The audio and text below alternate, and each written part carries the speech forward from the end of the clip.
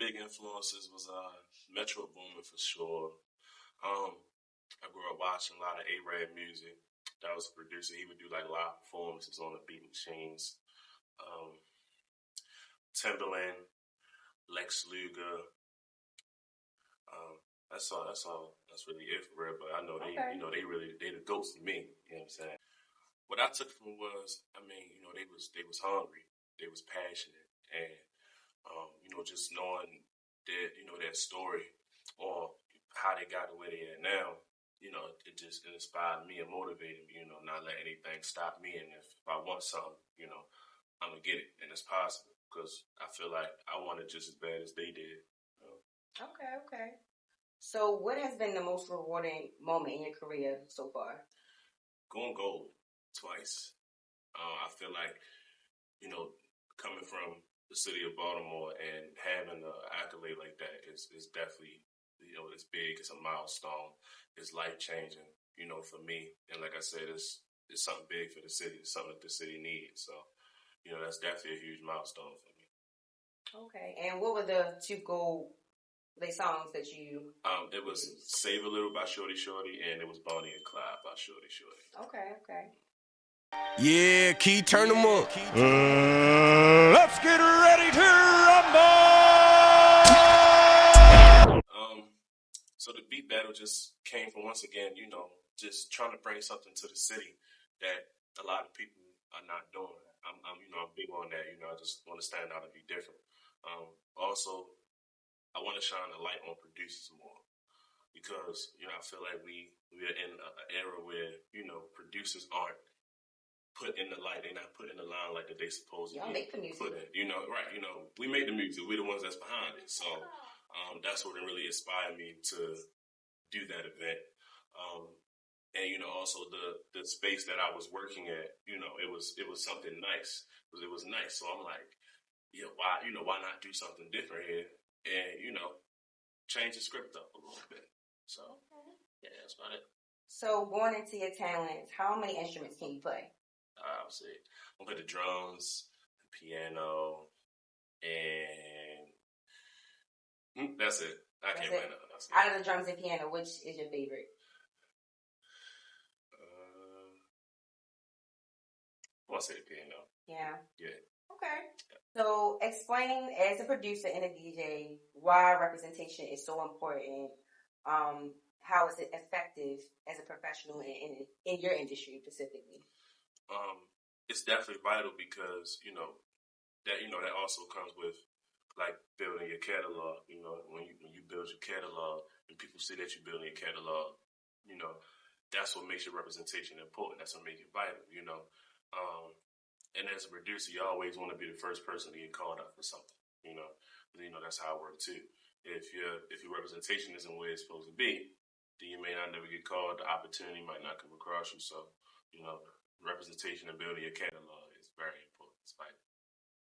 Okay. So, going into a little personal note, since you are a producer, you are a DJ, pretty sure your music range is very wide. What is a song that you listen to on a Sunday afternoon that helps you relax? Swinging on West Time by Downtown. Okay. Yeah.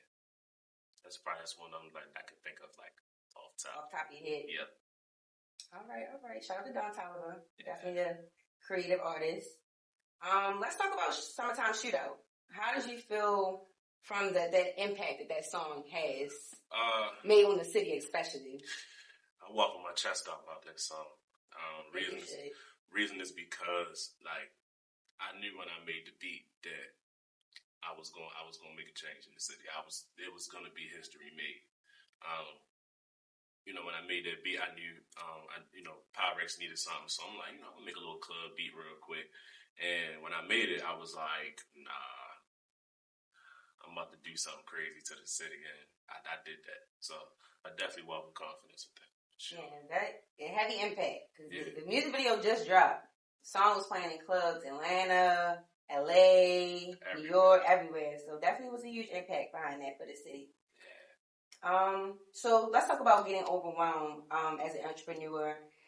You have 2 different career paths. So how do you stay like on task? How do you prepare for projects that you have upcoming? It's really just find the time to do it. Really, I know what I do is really a nightlife thing. So a lot of things get done at night or like later on in the day, and I like to make sure I get some rest throughout the day, like the early in the day, stuff like that. That's probably the most important thing. It's like when you're an entrepreneur or when you're doing what I'm doing, you got to find some time to rest. You got to reset because it's a lot of hard work that comes with this. Now, going into work with a lot of artists, I'm pretty sure. Top 2 artists that your favorite, you like to work with commonly. Off rip OTL Chaz and Pyrex. Sure. Okay. They're probably the most easiest going people to work with. They don't give me a hard time. They don't really say I don't like this, I don't like that. Yeah, it's no really friction. It's just we just vibing out and we make history every time. So could you speak to us in your own words what True Relation is and how that organization ties into your career path currently? True Relations is what I like to call a family. A family that's basically building a bigger family to help each other. It's something to give back to the community, to help the community so we can, become something great. I definitely feel like they have an impact on the city for sure. Like I said, it's just based off of who they put together and who they connected and stuff like that. Definitely a connection-based organization. Yes, for sure. They're doing a great job. Yes. Sure. Pros and cons to being a producer is that, of course, it's always money to be made. Once you build your representation, there's always money to be made as far as like passive income. The cons to being a producer is, like I said, you don't get put in the limelight. You might have artists that will use your beats and may not tag you. Sometimes you may have artists that might not even pay you for a beat or jack you for a beat.